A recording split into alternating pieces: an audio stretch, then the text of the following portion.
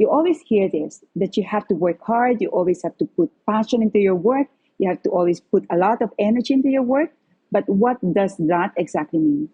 Today we have Dexter Yu Galan, an investment banker who has been working in Wall Street for the past 7 years. He graduated from the De La Salle University in the Philippines. He was one of the top MBA students to watch for in 2016 from the Kellogg School of Management. Let's hear it from Dexter Yu Galan. Dexter, my first question is, if there is one word, or it can be a phrase, that can describe your career path, how you have arrived up to this time in your career, what would that word be, or what would that phrase be? Yeah, I think it's hard to describe in one word, but the way I'd explain it is I think everybody gets opportunities, and you get these opportunities in school and work with other programs you can apply for and in travel and things like that. And I feel like I've always had these opportunities, whether it was back in La Salle in Manila, when I did my first job when I was in Singapore. I also worked in Manila in corporate for a little bit as well, going to business school. It's just always trying to give things your best shot. You get opportunities to apply for jobs, apply for schools, apply yourself in academics, apply yourself in extracurriculars outside of the workplace as well. And when you give it your best shot, I think it opens a lot of doors and a lot of opportunities, whether it's a career or the chance to work in different cities and different places. What does it mean to give your best shot? What it means is to focus on what your goals are. Try to learn the best you can, do a good job of whatever you have in front of you, and also try to be thoughtful about what you're trying to achieve in the longer term. What's important there, I think, is you want to put your whole mind and heart into things you do. And on top of that, whether it's studying or doing work, you also want to try to see a bigger meaning in what you're doing. Whether it's based on personal achievements you want to attain, or it's based on something around faith. I think what's important is you're able to try to do your best. And at the end of the day, you can always say that I was trying to do things to the best of my abilities. Did you ever foresee yourself being an investment banker in New York? I would be lying if I said I imagined myself working in New York 10 years ago. So a little bit about my background. When I started out in the Philippines in La Salle for college, I did accounting, just wanting to get as much quantitative and technical business exposure that I could. And I honestly didn't really know what kind of work or industries I get into down the road. I was fortunate enough to land a job in Singapore. So I worked for Procter & Gamble in their brand management division for a couple of years. Learned a lot there. Realized it wasn't exactly what I was looking for from a long-term career perspective. So I eventually moved back to the Philippines. In Manila, I worked at Shell for about 3 years or so. I did a little bit of sales, operations, and also corporate finance. So I kind of got this broad toolkit across different companies and different industries and different functions. So I used that to pivot into getting my MBA in the U.S. I went to Chicago, went to Kellogg for my MBA. And this is basically where I use the MBA to find different opportunities, and investment banking happened to be one of those opportunities, or one of those doors that opened through the MBA program. It was through this that I learned a little bit more about what investment banking was all about. I was able to apply my finance and accounting knowledge and eventually land an internship that turned into a full-time job.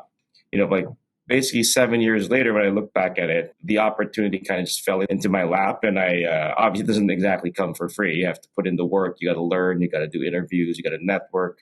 But it became a pretty enjoyable journey. I've learned a lot, continued to grow my career. And from a personal perspective as well, I feel like I've been able to develop. So tell us a little bit about your daily activity in New York. It's hard to explain a typical week in New York City, much less a specific day. But I think most of my days are obviously focused on work. Monday to Fridays are typically busy, and work can entail me being in the office or traveling to meet clients across the U.S. And the weekends are, those are usually I'm able to spend time with friends and do various hobbies. Sometimes work kind of creeps into the weekends as well, but I've been around for a while and I know how to manage that. I spend a lot of time with my different groups of friends here in New York City. I think people have different experiences about New York. Some say it's hard to make friends or it's hard to meet people. But for me, I've been fortunate enough to move into New York with a whole bunch of friends from business school, and we all keep closely in touch. We do different activities. We go do various, New York things. We go out to eat. We go do events. We watch shows. We just spend time and do other social activities as well.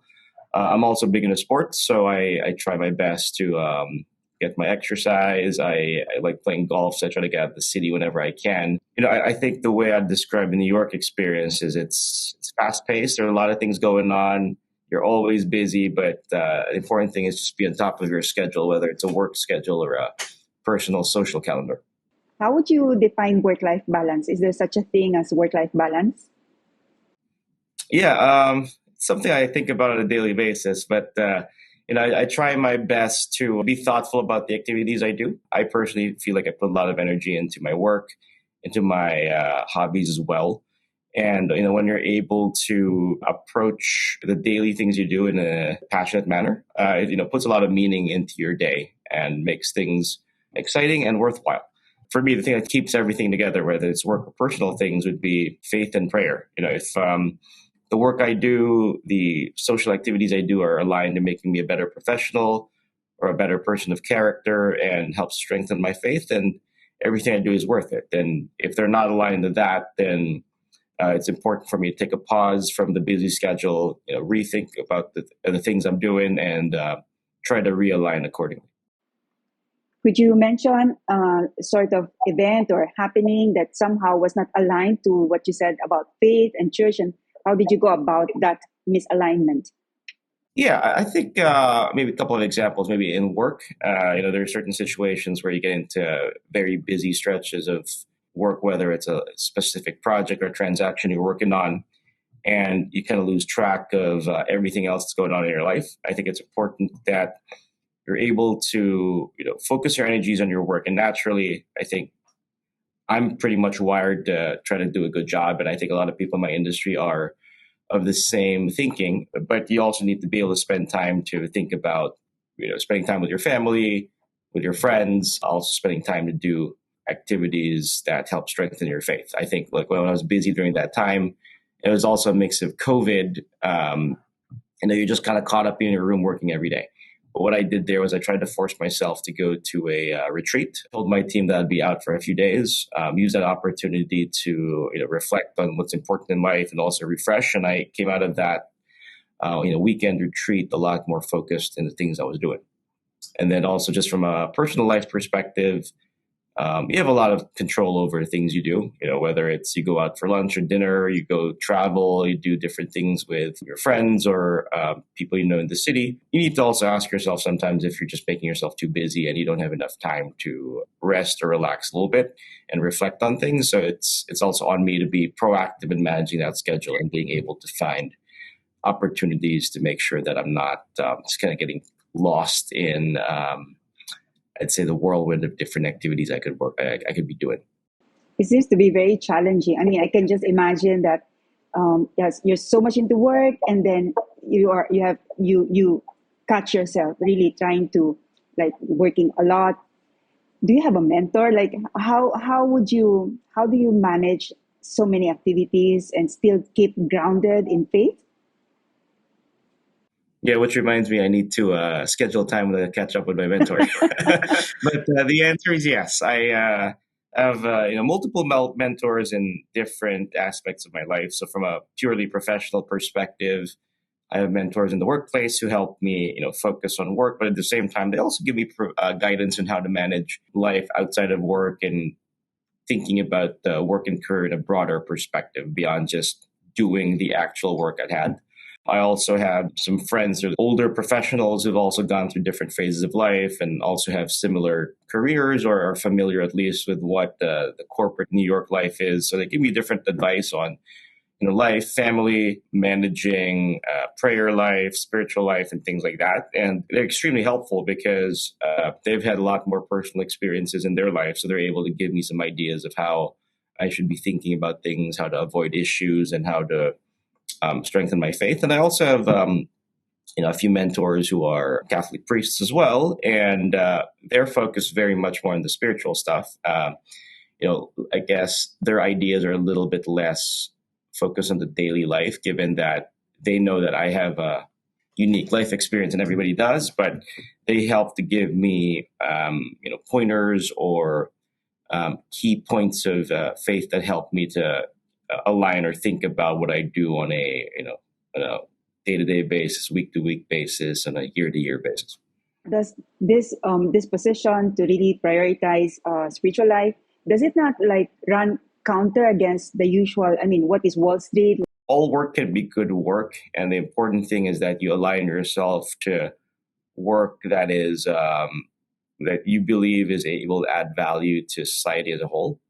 I think a lot of the big banks and corporations also try their very best to help align the work they do as well to some at least general greater goods. If you think about what we do in terms of helping companies that help the environment, help provide sustainable solutions, and our focus on good governance, I think these are some structural things that large organizations do.